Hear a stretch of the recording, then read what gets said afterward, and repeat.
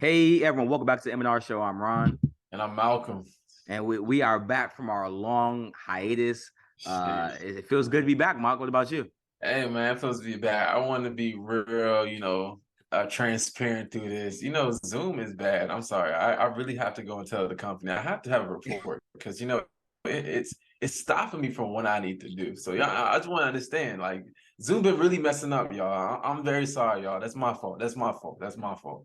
But we know we can start because I love arguing with Ron because Ron just loves saying the slick stuff through text messages and stuff like that we weren't able to say in the show. But I'm glad we're able to talk about it on the show now. So, I'm happy. I'm happy. I'm happy. Okay, so today we're starting off right with it. We have Boston Celtics, Malcolm's team, Malcolm's first love. So just will the Celtics season be considered a failure, Malcolm, if they do not win an NBA championship? See, when I hear this from y'all, when I Yes. hear this from everybody, everybody talks about how like the Celtics, I don't even need to explain too much. Number one, no, I don't think that it would be a failure if the Celtics didn't win a championship. Let's understand first by first. We comparing to other teams, to the Milwaukee of the world, the Phoenix of the world. Boston has their core players, a very young core group in lockdown for 3 years. So in my mind, except for Grant Williams. Other than that, so you have this team that's gonna be locked down for 3 years. So you don't have this team next year and the year after that. And you have guys as your two cornerstones in Jaylen Brown and Jason Tatum, who are both 24 and 25. I know Ron and everybody hates me saying this age, but at the end of the day, he is our Tatum's age. 19 still, yeah. He's our age comparing against other superstar contenders, other like championship contenders who their best players like 28, 29. And you got to look at the Kevin Durant's and Chris Paul's who are like over 30, where this is their championship or bust season. I think that Brad Stevens has done a very good job with his Boston group. And at the end of the day, we look at Joe Mazzulla, who's going to still be there, who's a very young, actually the This youngest man head coach mocking in Joe the NBA. Mazzulla, man. Yeah, hey This man, man, this man, Joe Mazzulla hasn't been there for 5 months, and this man hey, Malcolm came out Mazzulla Ball was smiling number. about this Come man. on, man. Mazzulla Ball number one in the East. I can't. You I talking about can't. top three offensive basketball. Top three offensive team in the NBA right now. Top three defensive team in the NBA right now. Like we're talking about a team that Joe Mazzulla inherited and made sure they was still good. Like you gotta understand that their offense has been way better since Joe Mazzulla has came. But this is the future right now. We're talking about this is a championship of bust. And I just think that in the day, it's not a championship or bust season. Yes, we would like to have a championship. I feel like our roster is built to have a championship, but like our roster is built to have sustained championship aspirations, not just a one year rental. But this is my thing, because to me, it's not really about the age of Tatum and Brown. It's the experience that they have. Because Tatum's has been to playoffs every single year of his career. He's never missed the playoffs. Correct? That's correct. And he's on his second contract. We also know that. So that means he's at least been with the league at least 5 years at this point. So he said that means he's had 5 playoff runs or more.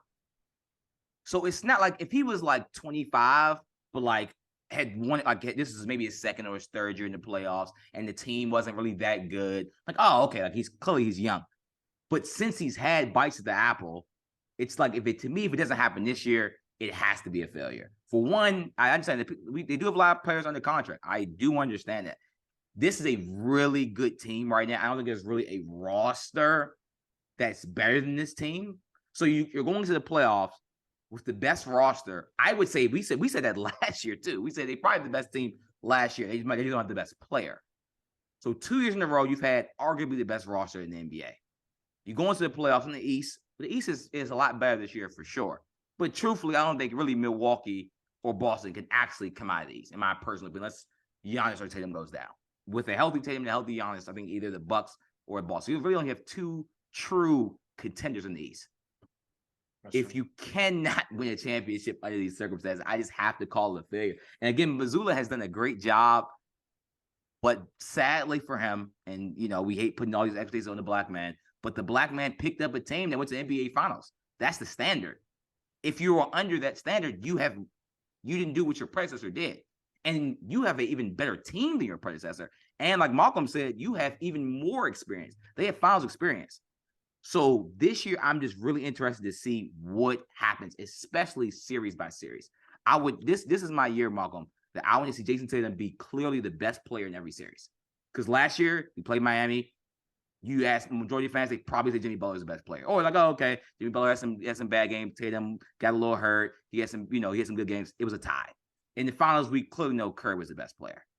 So it's like, I need you to win. Then in the Bucks series, we know Giannis was the best player. So I need you to prove you are the best player in a series, like in multiple series. Like, and that we need we know he's at 2000 Shaq, but we need dominance in every series. We're like, okay, this is the best player by far on the court, or at least an argument for this is the best player. So that's my goal for Boston this year, and I do think it'll be a failure, Mal. I feel what you mean. Look, I understand this concept of Tatum has to be the best player.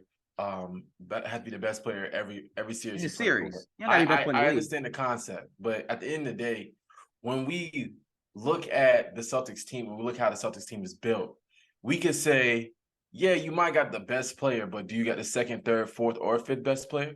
You know what I'm saying? Like, this roster right now is stacked and well balanced, well versatile, where you're not going to really rely on one player to really take it over. Yeah, you're gonna hope that Jason Tatum and Jaylen Brown makes those tough shots and be able to do what they have to do. But we're not asking Jason Tatum to really carry this team because we added guys around him. And I just think that's another thing we have to understand. That's why you see what Milwaukee do. Milwaukee to the point where, yes, they had Giannis Antetokounmpo, but at the end of the day, they're adding depth pieces. Because at the end of the day, it's not just but Giannis is still gonna get his 30, 50. Yeah, Giannis is still gonna get his 30. And Jason Tatum, I don't care if they added. Yeah, but think of this. Derrick Rose. Yeah, he's getting 30, 15, and 10 in the playoffs. Jason Tatum's still gonna get his 25. You know what I'm saying? Jason Tatum's gonna still get his 25. Yeah, he's not Giannis. I always said that Giannis is the best player in the league. So, like, at the end of the day, like, me comparing Tatum to the best player of the league, it's not going to happen because that's what Giannis usually did. When an NBA championship, you usually have, like,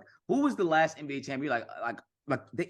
Every time to win an NBA championship, you usually have a player that can at least have an argument. He's the best player in the league, or he's like a top 12 guy of all time.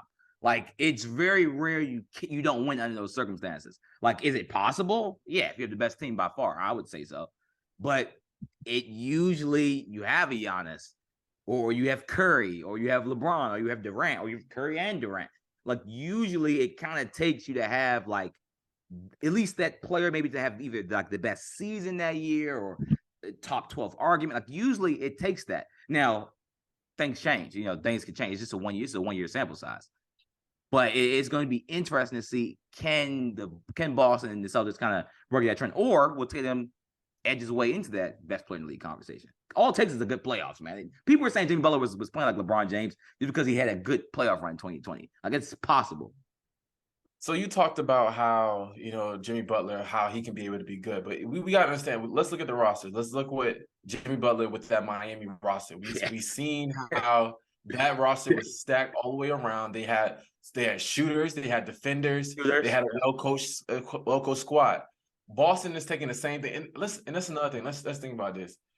What Brad Stevens has done, he's taken this San Antonio Spurs type of effect in a way where they're going to build this team around with shooters and defenders. You talked about top 10 guys. Sure. Are we going to argue about Tim Duncan at his end of his heyday? Was he a top 10 player?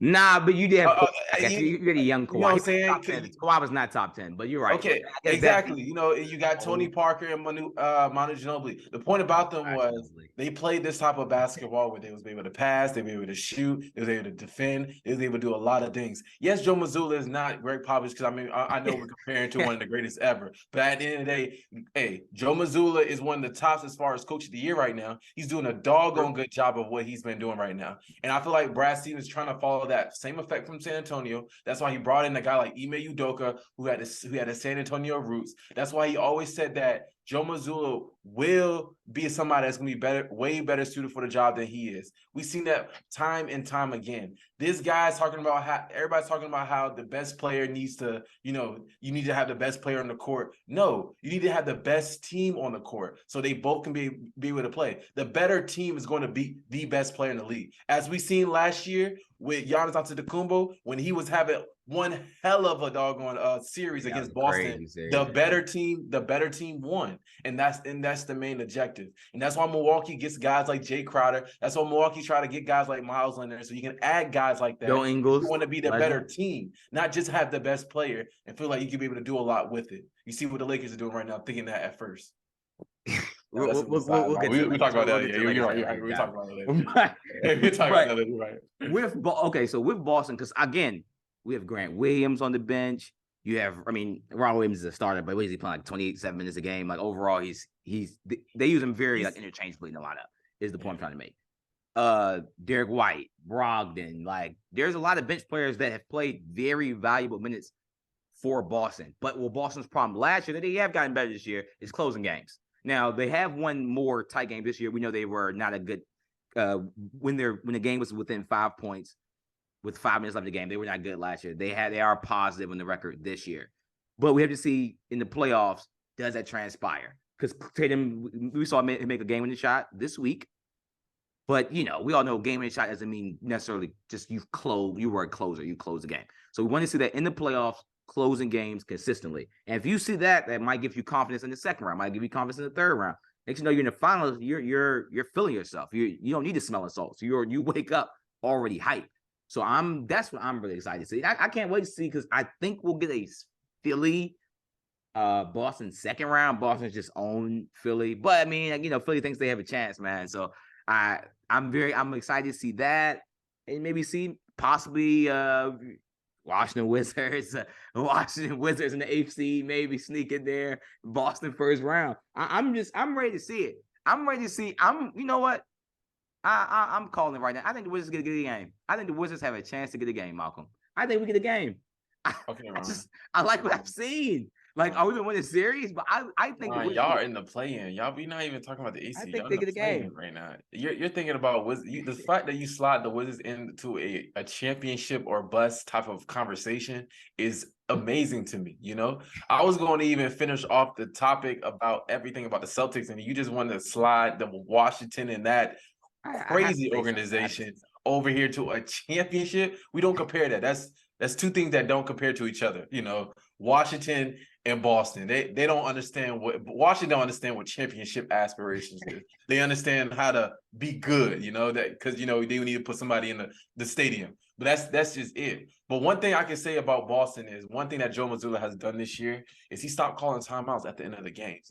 As you can see, Joe Mazzulla has not called timeouts. He got criticism about that, but at the end of the day, the Celtics are really improving off that, being able to learn off that, being able to understand that we're not gonna wait until our coach calls a timeout so we can be able to adjust. We're going to adjust on the fly, and I think that's going to be important coming to the playoffs. And like this year, it's already working out right now because we are one of the top as far as the league, as far as clutch situations and stuff like that. So, yeah. Yeah, and my last thing now. We know that a lot of casual fans might argue that Jaylen Brown is better than Tatum. I want to put it out there. I do not agree with that statement. They're casual. But if Jaylen Brown has another year, if they get to the conference championship or the finals and he outplays them again, it's going to be really hard to argue. It's going to become a real argument. Now, I don't think it should be because I think if you watch basketball, clearly who's a better player. But when it's contract time and when it's like, how the media is. When the media starts to pin players against each other, Shaq Kobe, Shaq Penny, like a lot of these tandems throughout the history of the NBA, if they start to think, oh, maybe Penny's better than Shaq, that's when problems happen. So I think also for that tension to not happen, we're going to need a very good Tatum conference and finals.